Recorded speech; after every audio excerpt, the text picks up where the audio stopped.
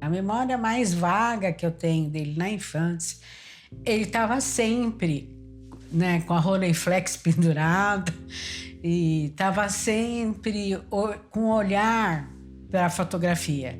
Então não era só com os filhos que estava brincando no jardim, ele tirava uma foto. Ele olhava uma flor, ele ia lá, tirava. Ele olhava uma árvore, uma pessoa na rua. Ele sempre teve um olhar para gravar a imagem. Tem uma história de que, não sei se é verdade, inclusive, enfim, mas de que o meu avô havia achado uma câmera fotográfica que alguém esqueceu, perdeu, deixou cair, sei lá, na beira de uma estrada da fazenda ou perto da fazenda. E meu avô havia achado essa câmera e deu pro meu pai. O meu tio ficou, me dá essa máquina para mim, dá para mim e tal. Eu falei, não, precisa ver se aparece o dono e tal. Pá. E com o decorrer de certo tempo não apareceu, então ele deu para o meu tio a máquina.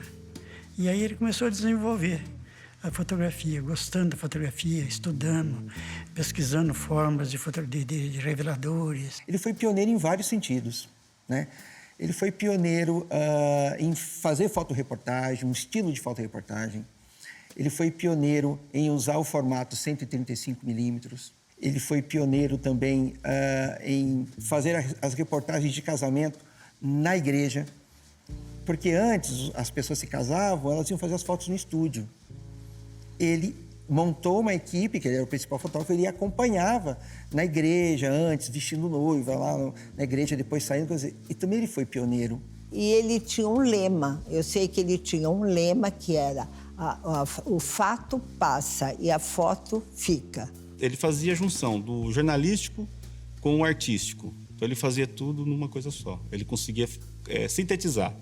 Eu sempre gostei de praticar fotografia como arte, né? Faço profissional, mas sempre procuro um pouquinho de arte, né? Mas gosto da arte em si mesmo, né?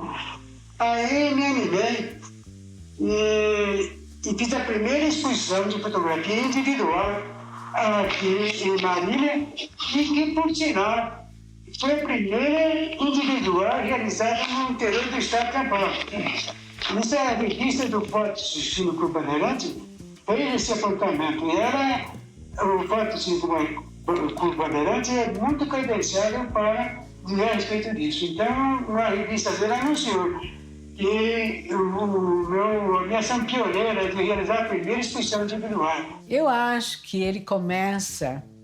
Tem talvez dois eixos no início, né? É o eixo artístico e um eixo familiar. Então, tem muitas fotos de família, né? Família que ele estava constituindo e a família de origem dele, né? Depois, ele tem um período de foto comercial, vamos dizer assim, foto de indústrias, fotos de produtos para fazer divulgação do produto. Junto disso, tem essa coisa pela cidade. Então, tem muitas fotos de Marília, né? Marília é a paixão dele, né?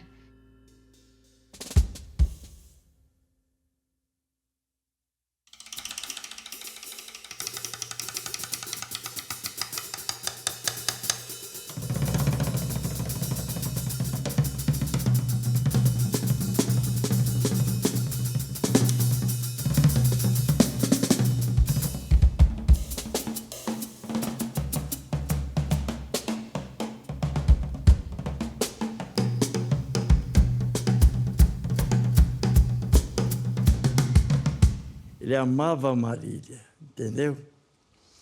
Ele foi um fotógrafo das primeiras fotografias de Marília. Tirava a aérea, né? Ele era apaixonado por Marília, entendeu? Ele deixou cerca de 1.300 negativos de foto aérea.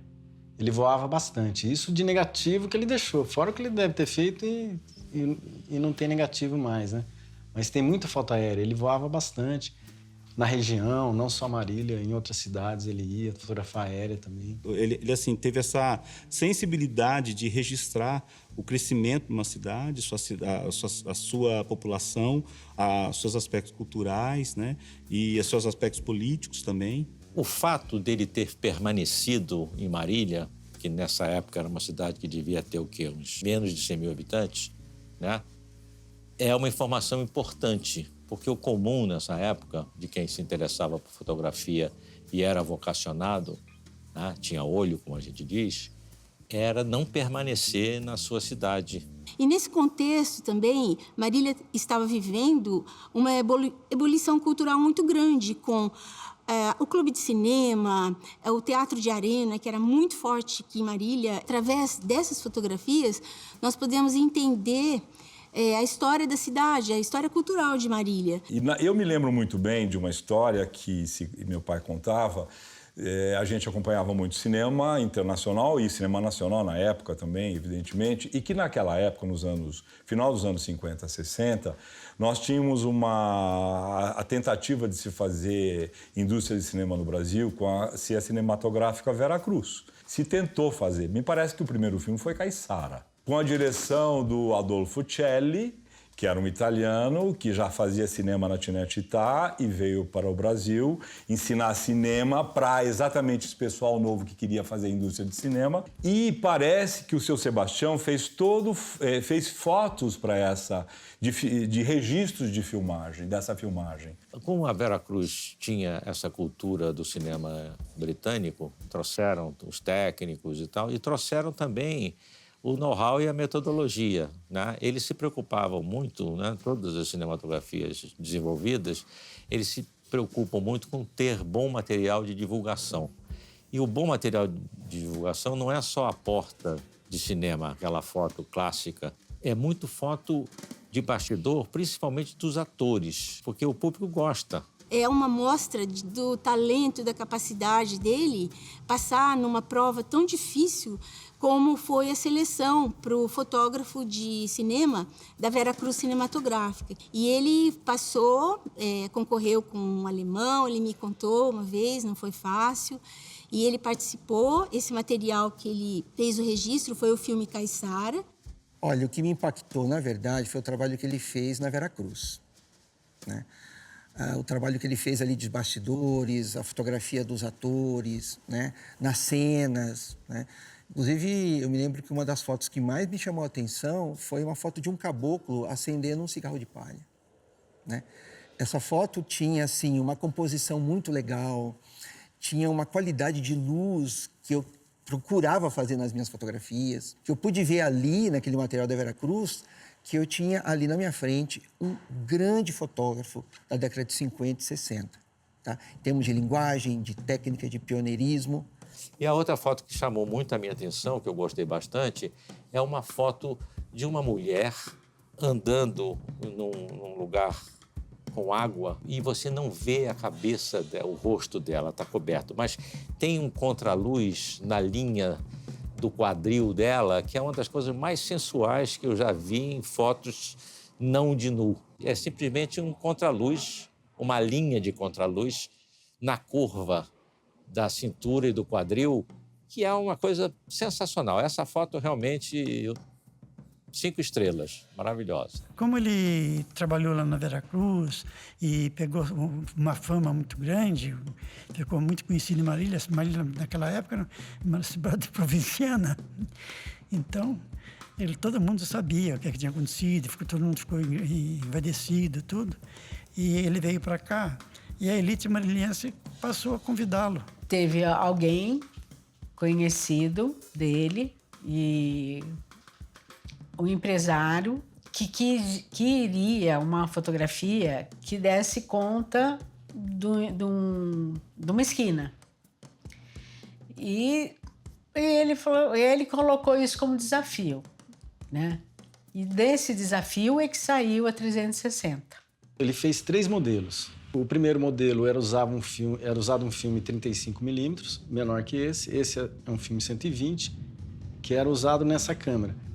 E aí ele usava cromo, usava foto normal, então dava uma qualidade maior na fotografia, né? Então era esse negativo 120 que ele usava.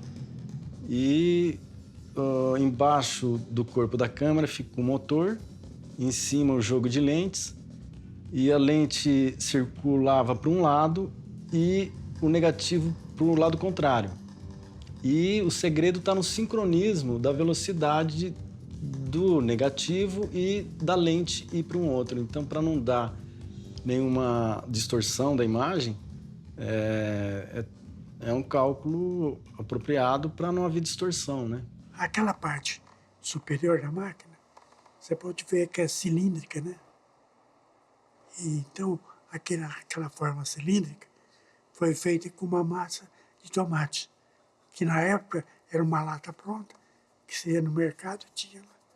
A máquina virava e no caminho do giro dela tinha uma fresta fininha na caixa. Né? Aí, à medida que virava, aquela fresta corria. Aí o segredo é como fazer isso sem tremer. Eu arquitetei um modo de fazer e fui para casa e fiz um teste colocando precariamente o objetivo numa latinha de bastomate. Bastomate, pus o filme lá dentro e girei na mão, não tinha motor, não tinha nada. Ele fez com os meus buticões e o motor do gabinete. Me acabou para instrumentar o gabinete para aquela máquina. Aí girei na mão e revelei o filme e senti o princípio, senti que era atingível o resultado. Aí caí em campo. Essa latinha foi muito engraçada, porque eu não sabia o que ele estava fazendo. Eu dei mexendo lá no gabinete da latinha, corta, tal, aí, o que é? Nada, não dá. Depois, uma noite que ele conseguiu o efeito que ele queria, sabe? Parece que ele colocou uma luz dentro, não sei o quê. Aí ele me chamou, vem aqui. Então, sabe aquele cineminha de criança que... Ele pegou o negócio, deu uma rodada assim, eu falei, olha mesmo. Você te assustou? É mesmo, olha que o negócio vai sair. E ao pensar a máquina, né, a fotografia 360 graus, ele queria, então, dar plenitude da vida. A vida não é só um plano de frente, frontal, é 360. Então, tem fotos, por exemplo, da Câmara Municipal de Marília, que é um plenário redondo, é difícil ver plenário redondo, a ONU é um plenário redondo, né, onde tem todos os vereadores que ele registrou de uma vez só, com a máquina. Imagine, ele apareceu no programa do Silvio Santos mostrando a invenção, então isso aí, né, projetou.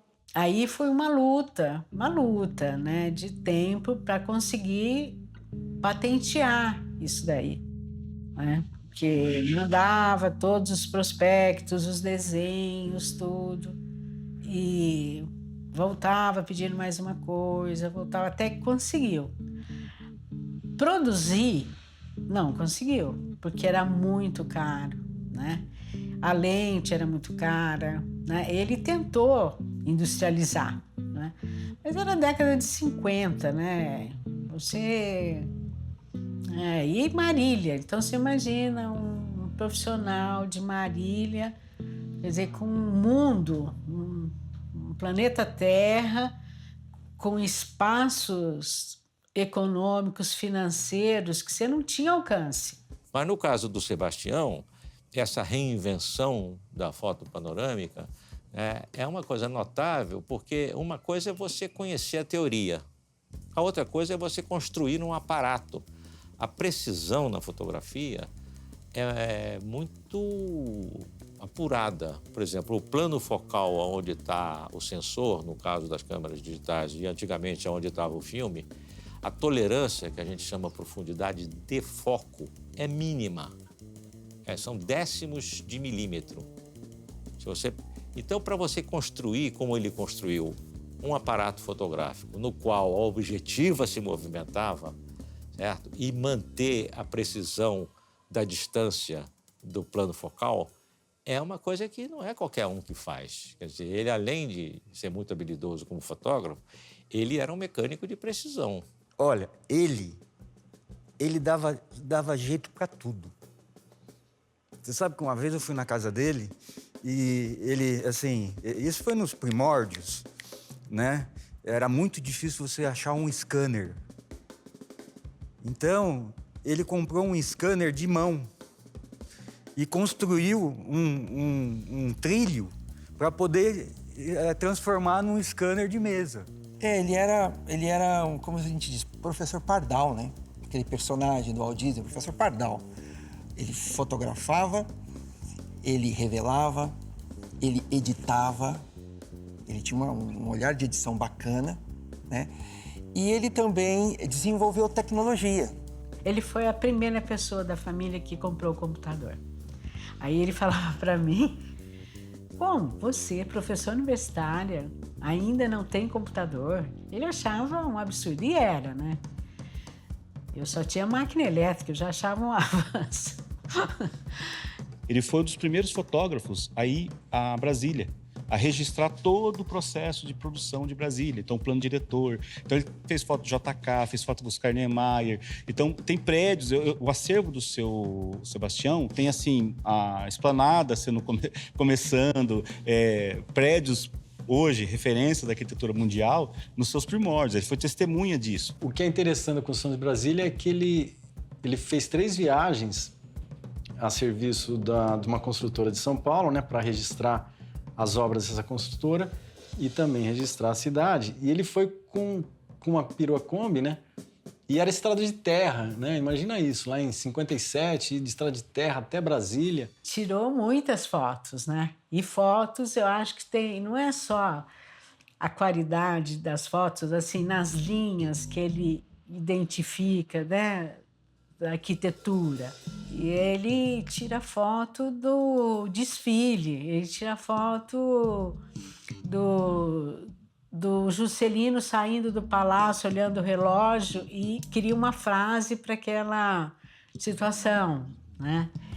Ele anda na periferia de Brasília fotografando quem estava realmente construindo Brasília, né? Os trabalhadores, né? Os candangos. E uma coisa bacana da construção de Brasília é que ele foi registrar a construção quando já tinha inventado a câmera 360. Então ele levou a câmera 360 e tem umas 3 fotos, pelo menos, 360 de Brasília, ainda com terra batida ainda. Então é uma foto assim, talvez única, né, de Brasília em 360, né? Meu pai tinha uma necessidade. Ele tinha uma deficiência auditiva séria. Então, ele, quando saía para um lugar público, eu ou outro irmão meu tinha que ir junto. Para vocês terem uma ideia, a audição dele correspondia a 5% da normalidade. A surdez foi um empecilho? Foi. Né? Não tinha nem leitura de Libras lá, né? Era leitura labial. Ele usou muito tempo o aparelho, que contribuía bastante, né? Mas chegou um ponto que esse aparelho, troca o aparelho, e o aparelho não permitia mais. Porque quando você tem um sentido prejudicado, diminuído, normalmente os outros se aguçam e compensam. É muito comum você ver pessoas com deficiência auditiva se interessarem por fotografia, por cinema. É muito mais comum do que a gente imagina. Eu acho que a surdez influenciou em ele focar a vida dele na imagem. E isso também, eu acho que isso, de alguma forma, fez com que ele se interessasse pela fotografia, pela imagem, né? Mas, para mim, esse lado do meu pai, de resistência, apesar da deficiência, eu respeito muito, muito. Porque não é fácil, né? Você constituir uma família, ter uma profissão que implica uma certa sociabilidade, né? E enfrentar. A relação da minha mãe com meu pai é estranha, porque eu nunca vi os dois discutir. Que eu lembro também da personalidade dele, que ele era muito romântico com a minha avó. Ele dava flores para ela todos os dias. né? Ela até brincava assim, ele faz isso todo dia, tipo, já cansada. E a gente mas isso é tão bonito, né? Então, eu tinha essa referência de um casal realmente, assim, alma gêmea, assim. Na minha memória, era isso que eu via. Ele era um poeta. Escrevia poesias e... A última poesia que ele escreveu me perturbou bastante, porque o assunto era viver muito. Então, o que significa viver muito? Então, você passa pelos bares, seus amigos não estão mais lá. É a ausência da sua vida. Olha, seu Leme era uma pessoa doce. Ele era uma pessoa cativante. Você parecia que tinha um imã, né? Você se sentia bem estando do lado dele. Ele gostava muito de Marília, né? Eu me lembro, nos últimos dias da vida dele, ele virou para mim e falou assim: eu não quero ir embora. Ele não queria ir embora, tanto da família como da cidade. Ele gostava muito de Marília, ele não queria ir embora, não queria sair daqui.